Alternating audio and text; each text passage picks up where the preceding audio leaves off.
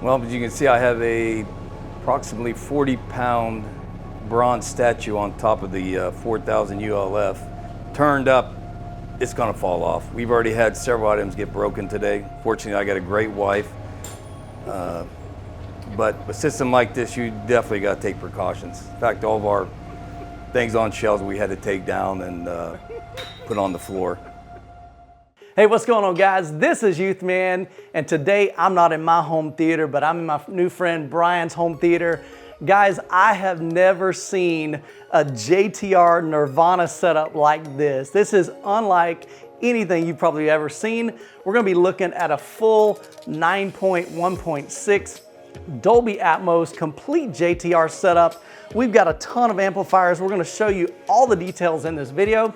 But not only that, we're also gonna give you a tour of several other places in your beautiful home that's got just some killer systems, from really high-end 2-channel setup, and you've even got a ridiculous setup in the bedroom. And so guys, buckle up. This is gonna be a crazy ride, and we're gonna get right into it. Well, I'm Brian. Think you'd like enjoy my system here. Start off with, I have for a processor, we got the RMC1, of course made by Emotiva. Then for the center channel, we have the XBR1, which at 4 ohms has 1750 watts. Then off to the left and right of those, I have the Emotiva XBA2s, and I got those to run 4 of the height channels. Towards the middle, we have 2 more XBR1s, and again, they are 1750 watts. Off to the left and right of those, we have the XBR2s, and they run, I think it's like 700 watts in the 2 channels. I have those running the rear surrounds. And then on the bottom rack, we have 2 more XBR1 mono blocks, and again, 1750 watts per channel. And then, actually we got 2 more, we have 4 on the bottom, XBR1s, I'm sorry. And then in the middle, you'll see the JTR center channel, which is fabulous, has 2 15-inch subwoofers. And again, that's powered by the mono block. So we have 1750 watts into that. Gives us plenty of sound. Off to the left and right, we have Jeff's 2 15s. Tower speakers. For bass, not that we probably really need it, we have his 2 18 dual subs with 4000 watts. And in all Jeff's speakers I had done, Jeff did them in a custom red cherry wood finish. And then off to the right for the front surrounds are his 2 12 monitors, done again in the cherry. The stands I had made by Timber Nation. He made them out of tiger maple in a dark red mahogany stain. And for side surrounds, we have Jeff's 210s. I couldn't put the 212s there for lack of space, so that was a perfect fit. Again, everything done in Jeff's custom cherry.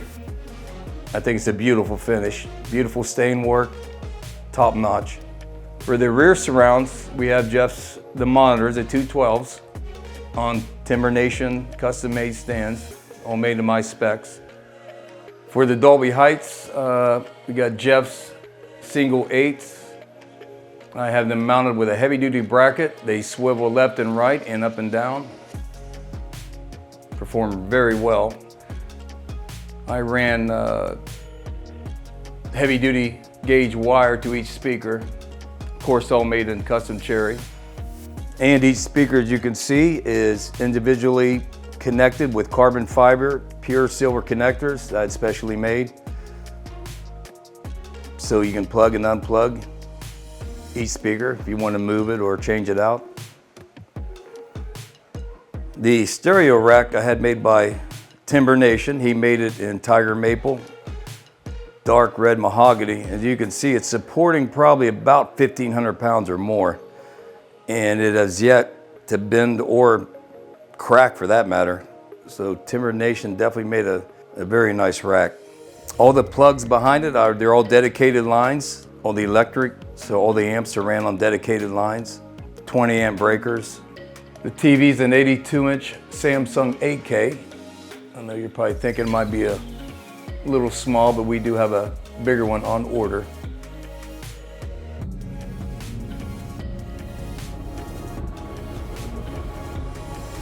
Well, as you can see, I have a approximately 40-pound bronze statue on top of the 4000 ULF. Turned up, it's gonna fall off. We've already had several items get broken today. Fortunately, I got a great wife.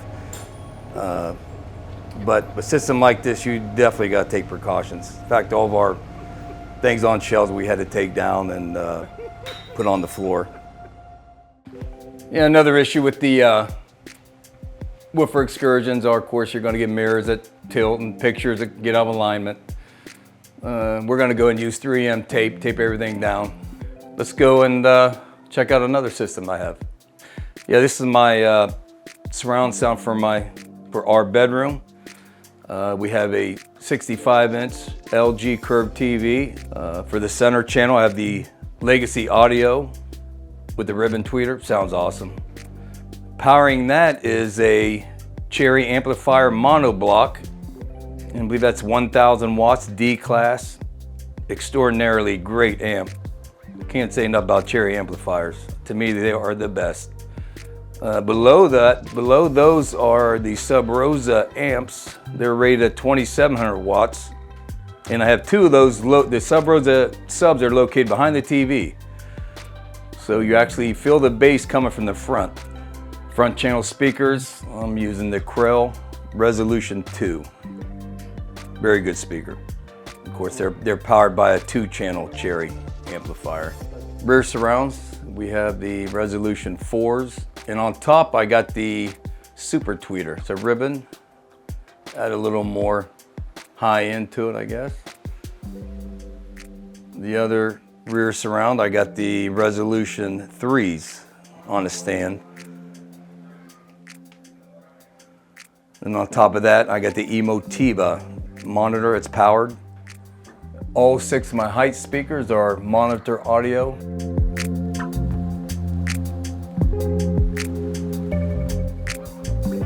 They're a 3-way with a directional mid and tweeter. Tommy O'Brien, who is a very good friend of mine, he helped me design the system in here. As you can see, all the amps are Cherry amps, other than the data set, which I really don't use too often. Sometimes I try it on 2-channel, but Tommy could explain to you, these are absolutely my favorite amps. And Tommy could personally tell you much more about them than I can. So I'd like to turn over to Tommy there, and he can tell you more about them. Hi, I'm Tommy O'Brien, founder of Digital Amplifier Company, makers of the Cherry Amplifier brand. In this room here, we have multiple Maraschino amplifiers, which are 400 watt per channel into 4 ohm amplifiers. Very clean sound, very close to 120 dB signal to noise ratio, very high damping factor, and they have that signature Cherry sound, which is very transparent.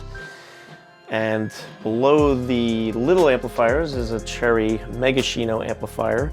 That particular one there is a stereo unit, which is typically 600 watts per channel and up, depending on the version of the power supply that's inside.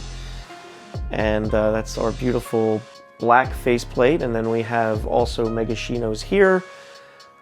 This one on the right is a mono block, and it's in the same case as this one over here on the left, which is a stereo version also of the Megashino. They go up to 1000 watts per channel into 4 ohms with the appropriate transformer and power caps. The first systems that we looked at were my surround sounds. Obviously, the first was the main system in the living room. The second was in our master bedroom. This is my 2-channel reference system. And I use the Cherry monoblock amps. I have the JTR 215s for the fronts. And as you can see in the rear, I have 4 of Jeff's dual 18 4,000 watt powered subwoofers. And of course these are all, as again, all in custom Cherry.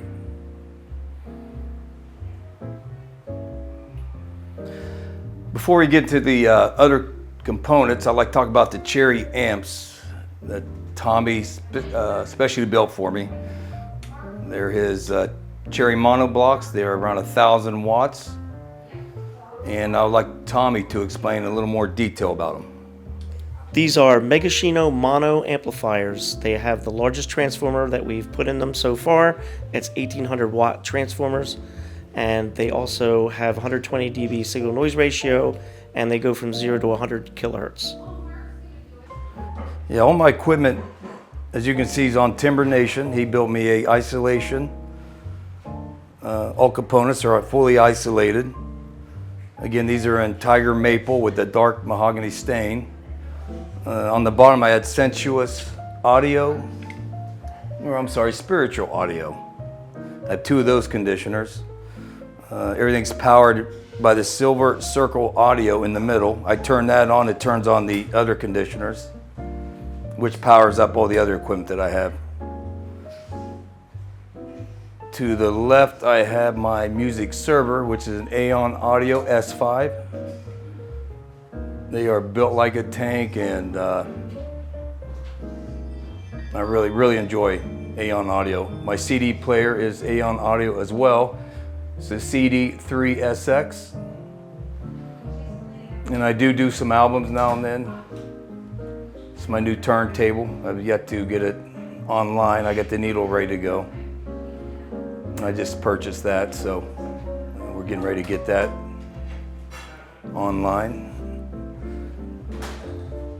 In the middle, I have a preamp. It's Esoteric CO2 model.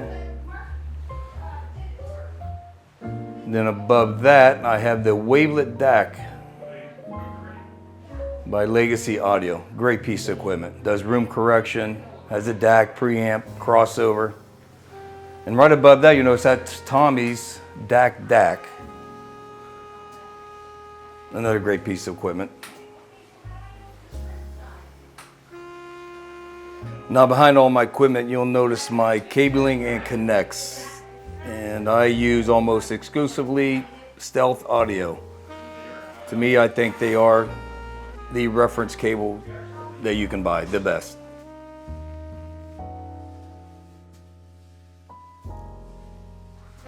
My CD player, the XLRs, are Stealth Audio Sacra. I mean, the build quality, just outstanding. Carbon fiber. They're filled with helium. I mean, you'll notice a world of difference with these cables. I can't say enough about them. Build quality second to none. In the back here, I have my crossovers. They're tube amplification, or they're tube related, made by Transitional Audio. I believe it's only 2 ever made, and those are the crossovers for my Dolly Megaline 3s, which I have 2 pair of. Notice here I removed the covering so you could see the electrical cabling that I installed all throughout the house. This is all 10 gauge with 20 amp. They're all dedicated lines. You can see they're going into Stealth Audio, again, made me pure silver outlets with a carbon fiber cover. You know, I literally have dozens of speakers, and of course my favorite being JTR. And I'd really love Jeff from JTR, the owner, to explain a little more about his speakers. Hi, I'm Jeff with JTR Speakers, and these are my Noesis 215 RTs. What makes these different is they're combining pro audio technology and home audio technology to give you the best of both worlds, the high fidelity and extreme output. Now they might look like just a normal 2-way speaker with a horn, but what makes these unique is we're using a coaxial compression driver in here. There's a tweeter at the very, very back, and then a ring radiating mid-range just below the cone here. And all the sound comes out at exactly the same time, so the speaker acts as a point source. You don't have a tweeter and then a mid-range and a woofer, and then having 3 different sources of sound coming at you. All the sound comes from the same location. The woofers are equal distance to the listener, so the mid-bass sounds like it's coming from centered over the horn as well. Maximum output on this mid-range is actually 145 decibels. Because of that output capability, its distortion is about 0.2% at 100 decibels. Frequency response is from 15 hertz all the way up to 24,000 hertz. Power handling is about 2,000 watts program, and they weigh about 215 pounds. So these make quite a speaker for both music listening and home theater applications. Then we also have our 218 subwoofers. They're called the Captivator RS2s. RS stands for reference sealed. They use two 18-inch woofers, 33 millimeters linear excursion each way, 4 inches peak to peak, with a 4,000 kilowatt amplifier. In room, the frequency response usually extends down to about 10 hertz and lower. We have 4 of them with a custom tiger maple veneer on them that Brian's friend is doing for him to match his equipment. Yeah, my house is pretty full of components. Over here we got a monitor audio sub. I think that's our top of the line. Beautiful sub. But once I heard Jeff's, we kind of got into semi-retirement.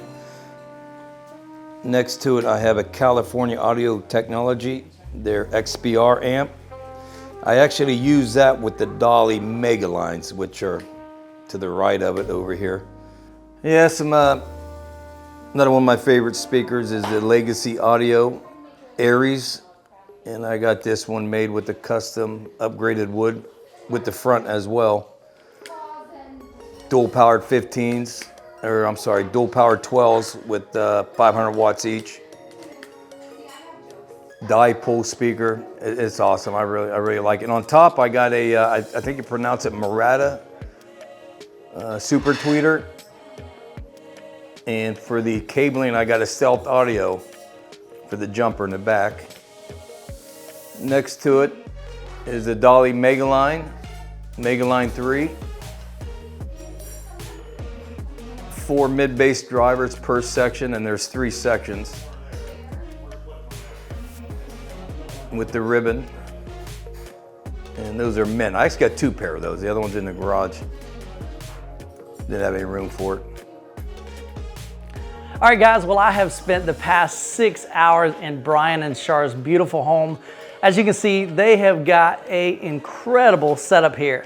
Not only do they have a fabulous full JTR setup in the living room, then we've got this gorgeous setup here. So typically, these 215 RTs are not in here. We just brought them in here to crank it up and set it up with this incredible setup here with the new JTR subs that Brian just got. Typically, these are in the living room, as we saw earlier. Sometimes Brian will bring in the Legacy Audios and listen to those. Sometimes he'll slide the dollies over.